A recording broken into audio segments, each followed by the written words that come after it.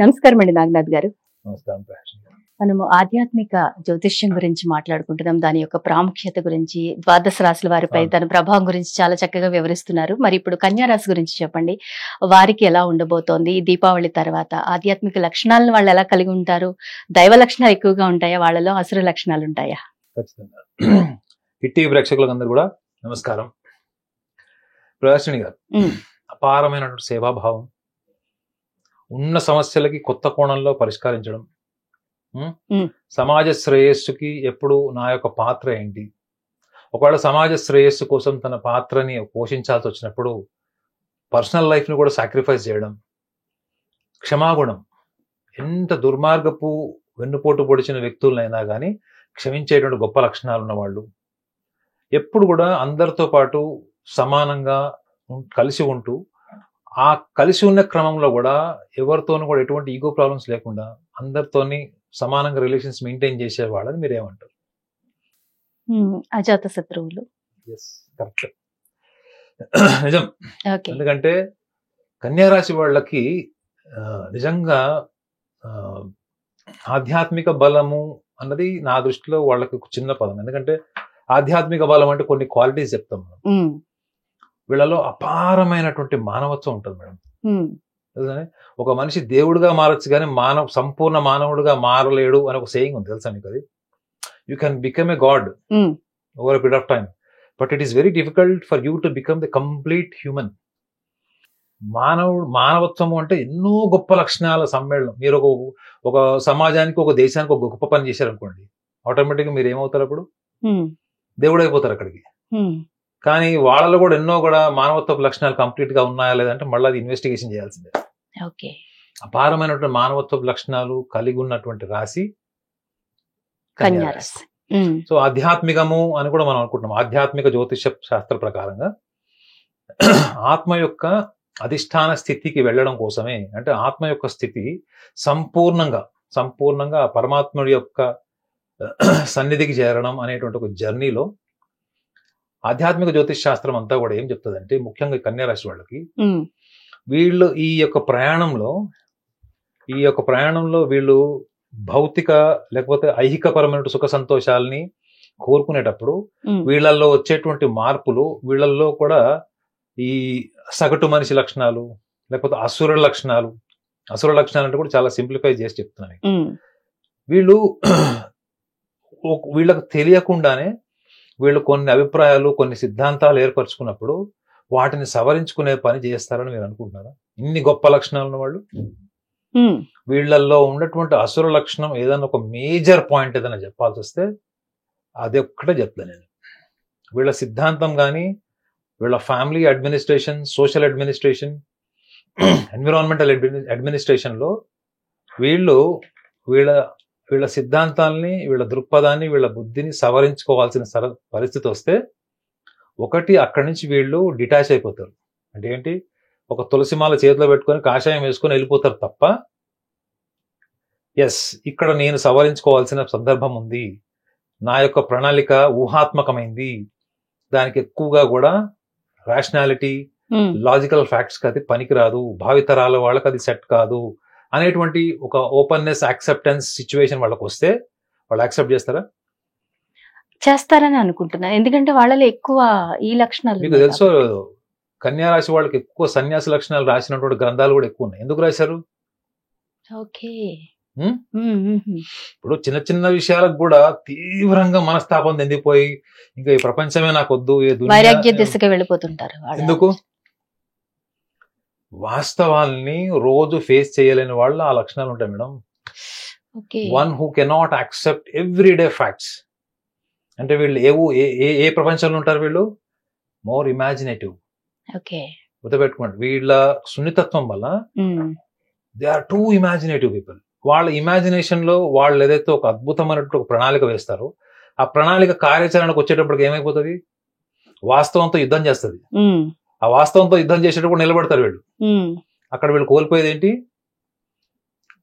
బుద్ధి స్థిరత్వం కోల్పోతారు, నిర్ణయ శక్తి కోల్పోతారు. చూడండి, నిర్ణయం వేదంలో ఉంటుంది, you can lose anything but never lose the sense of judgement అని.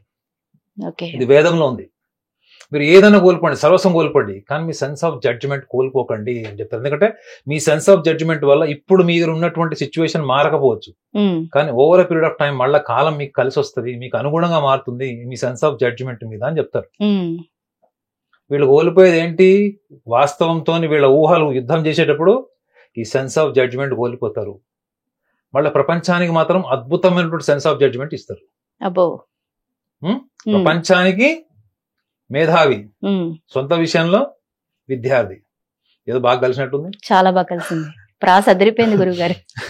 అంటే ప్రపంచానికి మేధావి, సొంత విషయంలో విద్యార్థి, నిత్య విద్యార్థి అయినప్పటికీ కూడా వీళ్ళల్లో ఉన్నటువంటి 100 లక్షణాల్లో ఒక 90 లక్షణాలు మీరు అపారమైన గొప్ప లక్షణాలు తీసుకుంటే చాలా తక్కువ లక్షణాలు అసుర లక్షణాలు ఉంటాయి. కాబట్టి వీళ్ళు గమనించుకోవాల్సింది ఏంటంటే వీళ్ళ ఊహలు, వీళ్ళ ఆలోచనలు ప్రపంచాన్ని కన్విన్స్ చేయడం కాదు, ప్రపంచానికి పనికొచ్చేలాగానే మీరు ప్రణాళికలు చేయడం.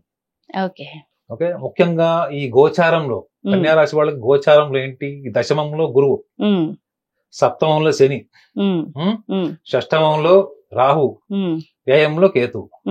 ఇది గోచారంలో వాళ్ళకు ఉన్నటువంటి స్థితి. సో దశమ భావంలో ఉన్నటువంటి గురువు చతుర్థ సప్తమాధిపతి, విద్యార్థులకి, జీవిత భాగస్వామి సమస్యలు ఉన్న వాళ్ళకి, అమెరికా వెళ్లి ట్రంప్ చేతుల్లో బాధపడుతున్న వాళ్ళకి, H1B వీసాల వాళ్ళకి, వీళ్ళందరికీ కూడా ఇది గడ్డు కాలం అని ఫలిత జ్యోతిషం చెప్తుంది. మరి నువ్వు ఎలా దాన్ని మెరుగుపరుచుకోవాలి? రాత్రి మెరుగుపరుచుకోలేవు కదా. ఇక్కడ వీళ్ళు చేయాల్సింది ఒకటే మేడం, వీళ్ళు ఊహించుకున్నవి, విద్యార్థులు అయితే వాళ్ళ ఊహలు, వాళ్ళ ప్రతి మనిషి కూడా ఆ స్థాయి ప్రణాళికలు, ఊహలు రకరకాలుగా ఉంటాయి. కానీ మీరు ఒకటి గమనించాలి ఏంటంటే అక్కడ ఉన్నటువంటి సందర్భాన్ని కూడా మీరు గనుక పరిగణలోకి తీసుకొని రాబోయే అంటే ఇంపెండింగ్ టైం ఏదైతే ఉందో, నెక్స్ట్ కమింగ్ టైం ఉందో, దానికి అనుగుణంగా కూడా మీరు ప్రణాళికలు వేసుకోవడం అన్నది విద్యార్థులకి. జీవిత భాగస్వామి సమస్యలు, చిన్న చిన్న రీజన్స్ వల్ల కూడా, ఈగో ప్రాబ్లమ్స్ వల్ల విడిపోయిన వాళ్ళు, కన్యారాశి వాళ్ళు తొందరగా విడాకులకు వెళ్ళరు మేడం, వెళ్ళరు, విడిపోవడానికి ఇష్టపడరు వాళ్ళు.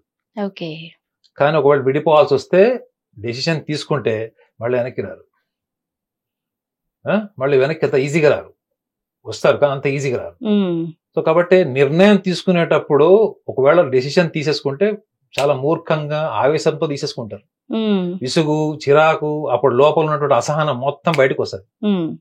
ఓకే, కాబట్టి ఇప్పుడు ఏంటి, 10వ తారీఖు అక్టోబర్ నుంచి 28వ తారీఖు డిసెంబర్ వరకు విడాకులు, విడిపోవాలు, లేకపోతే లివ్ ఇన్ రిలేషన్షిప్ లో ఉన్న వాళ్ళు, వీళ్ళందరూ కూడా వీళ్ళ యొక్క ఆవేశపూరితమైనటువంటి నిర్ణయాలు, భాగస్వామికి సంబంధించిన, ప్రేమికులు కావచ్చు, జీవిత భాగస్వామి, ఇది మీరు పోస్ట్ పోన్ చేసుకోండి, కొత్త సంవత్సరానికి పోస్ట్ పోన్ చేయండి. ఓకే, ఇప్పుడే కన్క్లూషన్ రావద్దు, ఇప్పుడే నిర్ణయం తీసుకోవద్దు. ఎందుకంటే వీళ్ళకి శనిగ్రహం కూడా వీళ్ళకి కేంద్ర భావంలో ఉంటాడు, గురువు కేంద్రంలో ఉన్న శత్రుస్థానంలో ఉంటాడు, మిథునంలో. ఓకే, సో కాలం మనకి కలిసి రానప్పుడు మనం చేయాల్సింది ఏంటంటే మనలో ఉన్నటువంటి దైవ లక్షణాలు ఏవైతే ఉన్నాయో చూడండి, ప్రపంచాన్ని క్షమించగలరు, ఎంతమంది దుర్మార్గుణాన్ని క్షమించగలరు, అపారమైనటువంటి సేవాభావం, ఇవన్నీ ఉన్నాయి వీళ్ళకి. ఈ యొక్క చిన్న లక్షణాల వల్ల ఈ 2-3 నెలలు ఏదైతే వీళ్ళు ఎదుర్కోబోయే గడ్డు కాలం, దాని నుంచి వాళ్ళు పోస్ట్ పోన్ చేసుకోలేరా చెప్పండి? అది వాళ్ళ చేతిలో ఉన్నదా, కర్మ ఫలితమా చెప్పండి? చేతిలో ఉంది, అవునా కదా. మీకు ప్లాన్ ఇలా మీ చుట్టుపక్కల ఇలా జరుగుతుంది, ఒక మాయలో, ట్రాప్ లో ఉన్నారు అనుకున్నప్పుడు మీకు ఉండాల్సింది ఏంటి? అవగాహన. అరే నేను తీసుకునే నిర్ణయం ప్రభావం ఏంటి, ఇమ్మీడియట్ దాని రిజల్ట్ ఏంటి, ఆర్ఎల్స్ రాబోయే టైంకి నేను ఎలా ప్రిపేర్ అవ్వాలి, ప్రిపరేషన్ వల్ల నాకు ఏమైనా సక్సెస్ వస్తుందా? దానికి కావాల్సింది ఏంటి మేడం? పర్సిస్టెన్స్, పేషెన్స్ అంటారు. అంటే మీరు సహనం అవసరం. ఇప్పుడు ఇది it's a time for patience. ఎవరికి? కన్యారాశి వారికి. సో కాబట్టి ఈ యొక్క బ్యాడ్ డెసిషన్ తీసుకునే నిర్ణయంలో జుగుప్స, ఆవేశము, అహంకారం ఇవన్నీ వస్తే ఇవి అసుర లక్షణాలే. ఈ అసుర లక్షణాన్ని పోస్ట్ పోన్ చేసుకోవాల్సిన టైం కూడా చెప్తున్నాయి. ఏంటి? 10th October to 28th November. Super. దీన్ని మీరు పోస్ట్ పోన్ చేసుకోండి. ఇంపెండింగ్ టైం ఏదైతే మీకు జనవరి స్టార్టింగ్ నుంచి ఏదైతే ఉందో మీకు, అప్పుడు ఉన్నటువంటి పరిస్థితులు మీకు అనుకూలంగా ఉంటాయి ఖచ్చితంగా. అదే కదా, ఎందుకంటే మీలో ఉన్నటువంటి ఈ యొక్క దైవ లక్షణాలు, ఆధ్యాత్మిక పరమైన బలం ఏదైతే ఉందో, మీరు చేయాల్సిందల్లా ఏంటంటే ఇప్పుడు మీరు ఏదైతే నిజంగా ఫైనాన్షియల్ ప్రాబ్లమ్స్ కానీ, డిలే, పోస్ట్ పోన్మెంట్ మీరు ఎదుర్కొంటున్నారు, కెరియర్ కావచ్చు, ఎడ్యుకేషన్ కావచ్చు, మ్యారేజ్ లైఫ్ లో కావచ్చు, లివ్ ఇన్ రిలేషన్షిప్ లో కావచ్చు, మీరు దాన్ని ఇప్పటి వరకు ఏదైతే పట్టుకొని మేనేజ్ చేస్తున్నారో వదిలేయండి. వ్యవహారం అంటే ఇది మేడం. పరమార్థం అంటే ఏంటి? ఆధ్యాత్మికం. పరమార్థం అంటే ఏదైతే మీరు ఏదైతే పట్టుకుంటారో అది వ్యవహారం వదలదు. మీరు ఎప్పుడైతే వదిలేస్తారో ఆ వ్యవహారానికి సంబంధించిన విషయాలన్నీ మీ చుట్టూ తిరుగుతాయి. ఇదే పరమార్థం. సో కాబట్టి ఇప్పుడు వీళ్ళు చేయాల్సింది ఏంటంటే లెట్ గో పాలసీ. అయిందేదో అయింది, అవుతుంది, అయిన దానికి చూద్దాం మనము నెక్స్ట్. ఎందుకంటే వీళ్ళకి చాలా తెలివితేటలు, లాజికల్ థింకింగ్ ఉంటది వీళ్ళకి. కాబట్టి అప్పుడున్న పరిస్థితులకు తగ్గట్టుగా కొత్త ప్రణాళిక వేసేటువంటి అవకాశాలు కూడా ఈ కన్యా రాశి వాళ్ళకి బలంగా ఉంటుంది. చాలా బాగా చెప్పారండి నాగనాథ్ గారు, ధన్యవాదాలు. హిట్ టీవీ యాప్, ఇందులో short news, live news, entertainment shows, movies, digital magazines తో పాటు మీ జిల్లా వార్తలను కూడా ఫ్రీగా చూడొచ్చు. ఇంకెందుకు ఆలస్యం, వెంటనే హిట్ టీవీ యాప్ ని డౌన్లోడ్ చేసుకుని ఫ్రీగా ఎంటర్టైన్మెంట్ పొందండి. Hit TV app. Hit TV app. Please download hit TV app. Hit TV app ని ఫ్రీగా డౌన్లోడ్ చేసుకుని ఎంజాయ్ చేయండి. మీకు నచ్చిన ఎంటర్టైన్మెంట్ కోసం హిట్ టీవీ యాప్ ని ఫ్రీగా డౌన్లోడ్ చేసుకుని ఎంజాయ్ చేయండి. హిట్ టీవీ యాప్ ని డౌన్లోడ్ చేసుకుని ఆస్వాదించండి, ఆశీర్వదించండి. ఇంతమంది సెలబ్రిటీలు హిట్ టీవీ యాప్ ని డౌన్లోడ్ చేసుకోండి అని చెప్తున్నారంటే ఎంత మంచి యాప్ ఆలోచించండి. అమెరికా అమెరికా అమెరికా అమెరికాలో చదవాలనుకునే వాళ్ళకి విశ్వసనీయమైన పేరు మన శౌర్య కన్సల్టెన్సీ. UK లో 1 year masters, UK లో 1 year masters, 2 years work permit up to 5 years visa. Contact Shaurya Consultancy. Contact 89851 89851.